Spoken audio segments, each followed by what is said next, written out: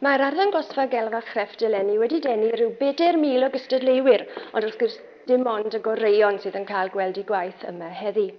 Mae'r gystadlaethau yn ymrywio o rai traddodiadol, gwaith metel, gwaith gof, gwaith coed, ac yn y gwaith coed mae yna un gystadleuaeth i lunio ratl, un o'r pethau yna sydd yn gwneud stŵr mawr yn gêm socer er enghraifft. Yna mae yna gystadleuaeth olygfa diwydiannol neu wledig, jyst droi paent ar bapur. Yna mae yna rai llai traddodiadol, fel ffurfio adar dychmygol, gan ddefnyddio bob mathau o sbwriel o'r gegin.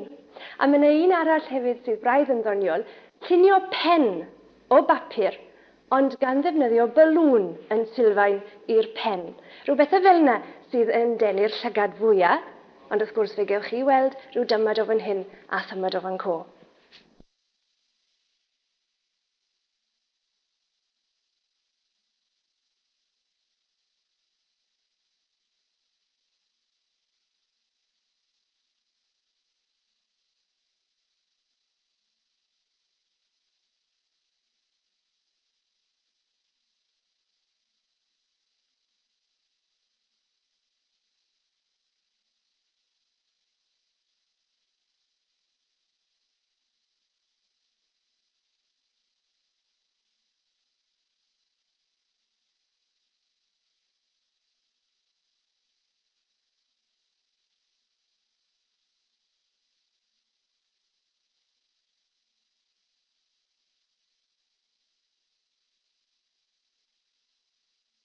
Dyw'r cystadlaethau celf a Chrefft ddim yn ymrywio rhyw lawer o flwyddyn i flwyddyn, ond cystadlaethau sydd yn cynyddu yn aruthrol, mae'n ymddangos i fi beth bynnag, yw'r cystadlaethau gwyddonol.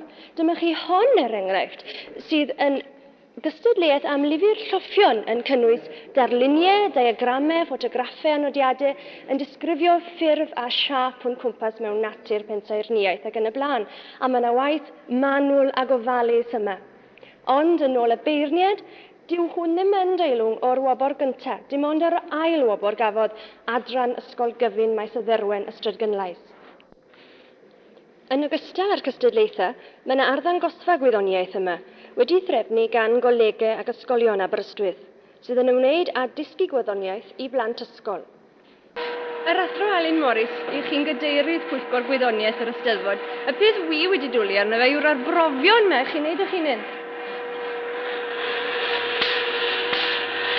O, mae'n rhywbeth od! Wel, ymgais sydd yma i geisio gwneud dangos bod gwyddoniaeth yn bwnc diddorol ac yn bwnc gallwn ni chwarae gyda fe ychydig ac i hefyd hwyrach i berswadio rhai o blant Cymru bod gwyddoniaeth yn bwnc y dylen nhw gymryd mwy o ddiddordeb yna fe yn y dyfodol. Dim ni, dwi'n meddwl, yn cymryd mantais yn Aberystwyth ar yr Eisteddfod eleni, a gobeithio'n y bydd yna chwaneg o blant Cymru yn cymryd diddordeb mewn gwyddoniaeth ar ôl bod yma o gwmpas yr arddangosfa. Efo'r Eisteddfod yw'r lle i ddenu gwyddonwyr?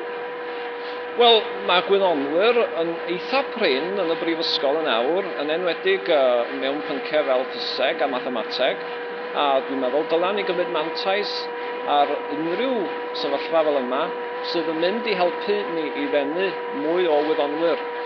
Beth am y gystadlaethau gwyddoniaeth yr Eisteddfod? Wel, braidd yn siomedig ydw i'n ei ffeindio i o hyd. Mae y rhai sydd wedi ymgeisio wedi gwneud gwaith da, gwaith ardderchog. Ond mae rhai cystadlaethau heb ddim ymgeiswyr arnyn nhw o gwbl, ac ar y cystadlaethau eraill ychydig iawn sydd wedi ymgeisio. Carwn ni'n hyn weld yr Urdd yn y dyfodol yn pwysleisio mwy ar y gwaith yma, ac hefyd yn dewis arweinwyr fydde yn gallu dwyn y plant i mewn i'r cystadlaethau hyn. Mae'r cystadlaethau yn yr adran gwyddonol yn cystadlaethau fel rhyw brosiect sydd yn parhau am ryw 4 mis, digon amser i gadw'r plant yn ddidig yn ystod y gaeaf ac yn gwneud gwaith da ar yr un pryd, dwi'n credu.